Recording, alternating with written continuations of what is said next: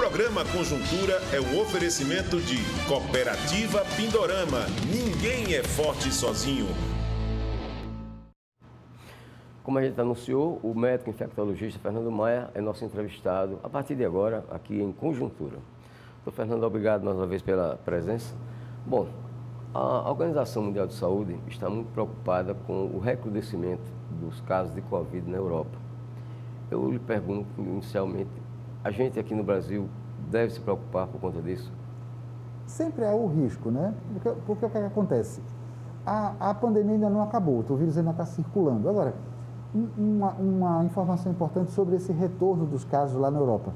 Ele está voltando principalmente em lugares em que a população não aderiu à vacina. Então, por exemplo, eu me lembro assim de cabeça, a Bulgária, que é o país que hoje que tem mais casos de Covid na Europa, o índice de vacinação da população é menos de 40%.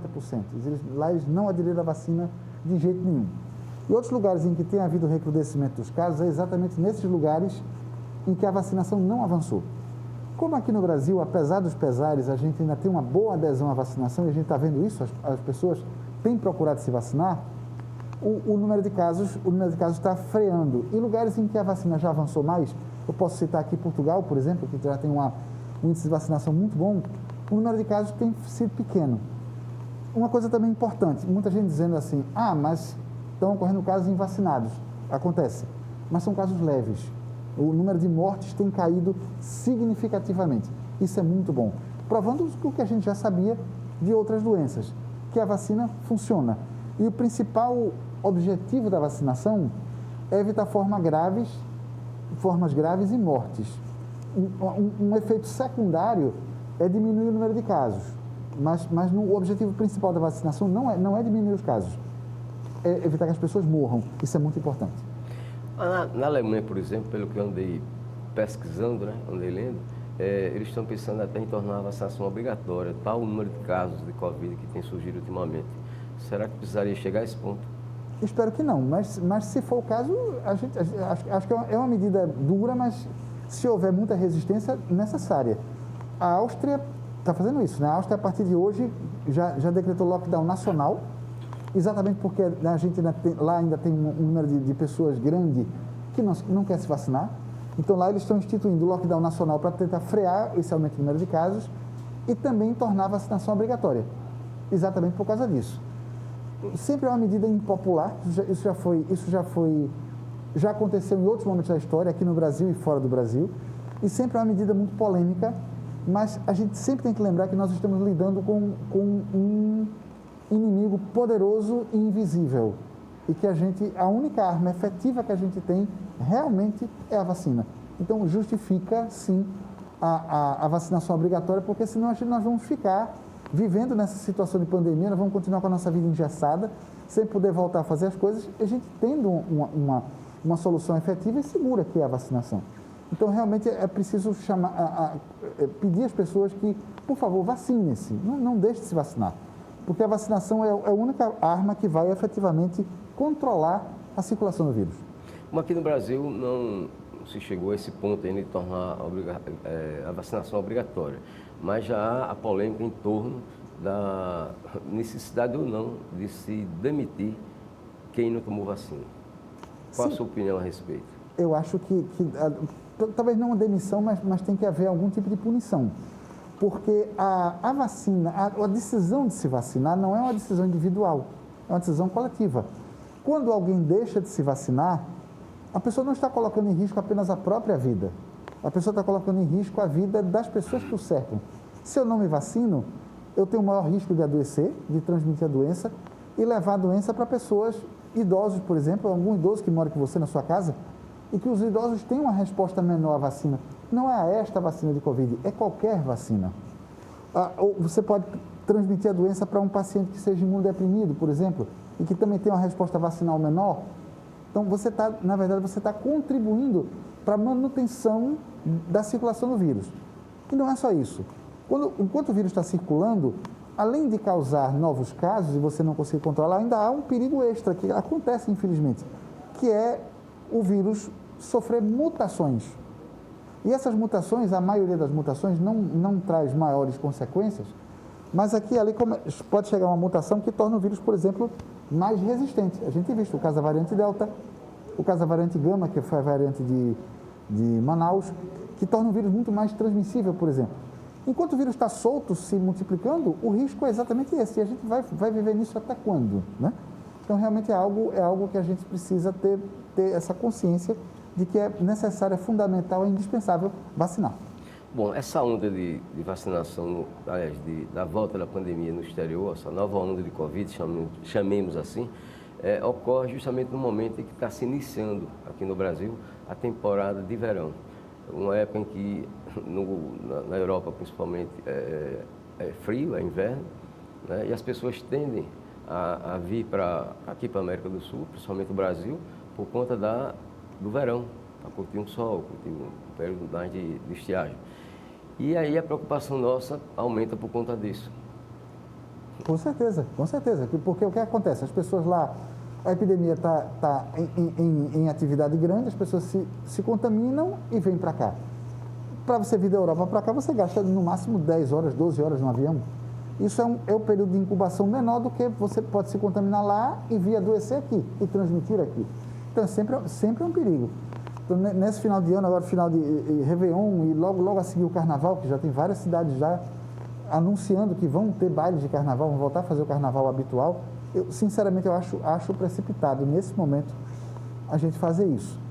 A gente aqui no Brasil temos uma adesão boa à vacina, isso é fantástico, isso é muito bom. O programa de vacinação brasileiro é um programa exemplar para o mundo.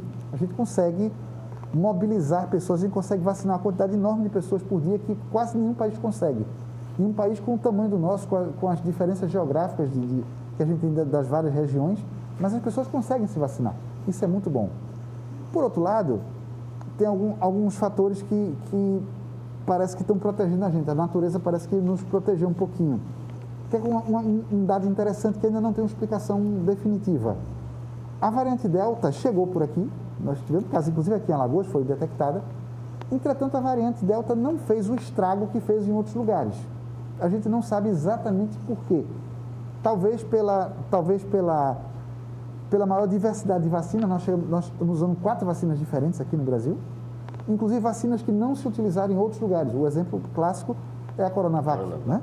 E que as pessoas foram, no início da vacinação, no início desse ano, as pessoas foram maciçamente vacinadas com Coronavac. Eu fui Coronavac, meus parentes mais idosos todos foram. Naquela época só tinha Coronavac. Isso talvez seja um dos fatores que tenha contribuído para controlar melhor essa circulação. E é o que a gente está vendo hoje. A maioria dos lugares, os casos têm caído, os hospitais estão ficando vazios, as UTIs estão ficando sem pacientes de Covid. Hoje eu estava vendo essa semana uma notícia fantástica, que eu nem esperava ver tão cedo. O Covid já deixou de ser a principal causa de morte no Brasil. As causas naturais, outras causas já voltaram ao seu lugar que já estava. O Covid já diminuiu os casos. Isso é fantástico. Isso não significa que a gente ainda já dê para relaxar nas medidas de controle de prevenção. Precisamos continuar ainda até que se consiga controlar isso um pouco melhor. Mas que, sem dúvida, a progressão da epidemia aqui está num ritmo diferente do que está lá fora, tá. Eu espero que continue assim, né? Espero que a vacina continue fazendo o efeito bom dela e que a gente não tenha a reintrodução da doença por aqui por conta dessa liberação. Espero que não aconteça. Bom, essa nova boa fase, no sentido positivo da Covid, que está diminuindo bastante aqui no Brasil, tem feito com que governantes já tenham iniciado a flexibilização, liberando a circulação de pessoas sem máscara nas ruas, só em ambientes fechados, enfim, liberando público em estádio de futebol, liberando shows. Até que ponto isso é aceitável, professor? Esse é sempre uma decisão muito difícil, né, de se tomar, e essa decisão tem que ser baseada nos dados da epidemia, dos dados do número de casos, número de internações, número de mortes. A partir do momento que a gente começa a ter uma taxa de replicação, o chamado taxa R, menor que 1, isso significa que a epidemia está pelo menos parcialmente controlada, então já se pode começar a flexibilizar algumas coisas como essas que têm sido flexibilizadas. Agora, nenhuma dessas medidas é definitiva, é muito importante se dizer. Então, tudo bem, liberou de usar máscara na rua, liberou estádio de futebol. mas precisa ficar monitorando isso de perto. Porque a qualquer momento, se mostrar que se houver uma recrudescência dos casos, tem que voltar atrás o mais rápido possível, né? Então, precisa haver, estamos num momento em que a vigilância é muito importante, a vigilância epidemiológica é muito importante. Porque na hora que a gente perceber que os casos começam a aumentar, ele tem que cortá-la, porque assim, não adianta você esperar os casos subirem muito para depois interromper, porque o estrago já está feito. Você tem que fazer as medidas restritivas quando a transmissão está começando. Foi o que a Áustria fez, por exemplo. A Áustria os casos começaram a aumentar, eles já decretaram lockdown. O lockdown funciona, ou qualquer tipo de restrição à circulação funciona, quando ele é feito precocemente. Se você deixar os casos se espalharem, o lockdown depois tem muito pouco efeito. Porque aí vem aquela velha acusação, você trancou as pessoas em casa para matar as pessoas dentro de casa. Se você demorar para decretar lockdown, é o que vai acontecer. Então, é muito importante, nesse momento, é muito importante a vigilância para que se tome medidas de retorno, caso seja necessário. Pela tendência atual da pandemia, dá para prever quando a gente vai deixar de usar máscara, por exemplo? Eu espero que até o ano que vem a gente deixe de usar máscara, pelo menos em ambiente aberto, né? Eu estou convencido que, por exemplo, nós da saúde vamos usar máscara provavelmente o resto da vida. Isso eu já tô convencido disso. Nós vamos sair da situação de pandemia. Creio que até o 2022 a gente vai deixar de ter essa situação de pandemia de você poder pegar o vírus na rua, por exemplo. Mas nós vamos continuar a ter casos de Covid. O Covid vai ser mais uma doença entre tantas que a gente já tem. A gente continua tendo, apesar da vacinação, nós continuamos a ter casos de gripe de vez em quando, continuamos a ter casos de varicela, continuamos a ter casos de cachumba. Todas são doenças de transmissão respiratória. A Covid vai ser mais uma nesse contexto. Então, aqui e ali nós vamos continuar a ouvir notícias assim, num quartel da polícia em tal lugar aconteceu o caso de Covid. Num asilo, em tal outro lugar, vão aparecer casos de Covid. Então, locais fechados vão continuar a ter casos isolados. Mas nós vamos sair dessa situação de pandemia. Creio que em 2022 a gente está voltando à vida normal. Pelo menos a história das pandemias anteriores, outras pandemias, a história é exatamente essa. Dura mais ou menos 2 anos e 3 grandes ondas de contaminação. Na Europa já estão contando como uma 4ª onda. Na verdade, é uma 4ª onda que está acometendo principalmente pessoas não vacinadas. Então, na verdade, é a 4ª onda da falta de vacina. Então, eu espero que com a vacinação avançando, que a gente não venha a ter essa 4ª onda. Bom, para encerrar, vou pedir ao senhor fazer uma recomendação. Qual seria a sua recomendação para aquelas pessoas que insistem em não acreditar na vacina, insistem em não tomar a vacina? É só olhar os dados. Se você não quer acreditar em mim, acredite nos dados que a ciência está mostrando. Até pouco tempo atrás, até esse mês já, mais de 98% das pessoas internadas com Covid, se está internado é forma grave, portanto, né? Mais de 98% dos indivíduos internados com Covid eram de não vacinados. Em outros países em que a doença voltou a acontecer, a doença está acontecendo principalmente em indivíduos não vacinados. Então, a vacina funciona, a vacina é muito boa. A vacina não é experimental, como algumas pessoas estão dizendo. Tem umas fake news circulando aí na internet, nos grupos do WhatsApp. Não vou tomar porque a vacina é experimental. Não é. Essa vacina é antiga, a forma de fabricação dela é antiga e ela já é bem conhecida da ciência. Tem muita gente dizendo assim, essa vacina, aspas, saiu muito rápido. Esse vírus causador dessa pandemia, o SARS-CoV-2, é muito parecido com outro vírus chamado SARS-CoV-1, que foi o que causou aquela pneumonia asiática lá em 2002. São muito parecidos os dois vírus. Há até quem diga que um é mutação do outro. Eu acho que não, eu acho que são vírus diferentes. Mas são muito parecidos. Quando aquela epidemia surgiu, começaram os estudos para uma vacinação. Mas depois a epidemia não se propagou, acabou ficando por ali mesmo e os estudos ficaram lá guardadinhos numa gaveta. Aí apareceu o SARS-CoV-2, agora.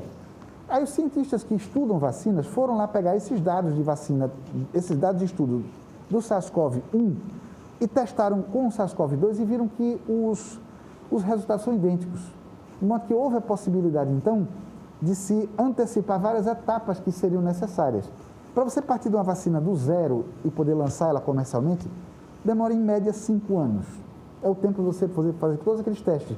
Fase 1, fase 2, fase 3, tem que testar em animais, depois testar em voluntários. Tudo isso são fases muito demoradas.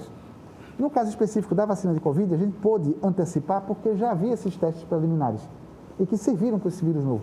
Por isso que a vacina pôde ser lançada tão rapidamente. Isso é fantástico. Isso controlou a epidemia, né? A gente tem visto que a epidemia em muitos lugares já está bem controlada por causa da vacina. Se não houvesse a vacinação, a gente ainda estava em restrição de circulação, a gente ainda estava tendo que usar máscara com muito mais intensidade, ainda tinha que manter o distanciamento social muito mais rigoroso do que o que a gente está vivendo hoje. Então, a vacinação está permitindo que a gente volte à nossa vida normal. Então, vacina boa é vacina no braço, é vacina que você tomou. Essa é a boa. E a vacina consegue controlar essa circulação viral e a gente está voltando à vida normal. Nada melhor do que isso. Ok, nosso muito obrigado ao infectologista Fernando Maia pela sua participação aqui em Conjuntura. Agradecemos também a você, telespectador, que nos acompanha.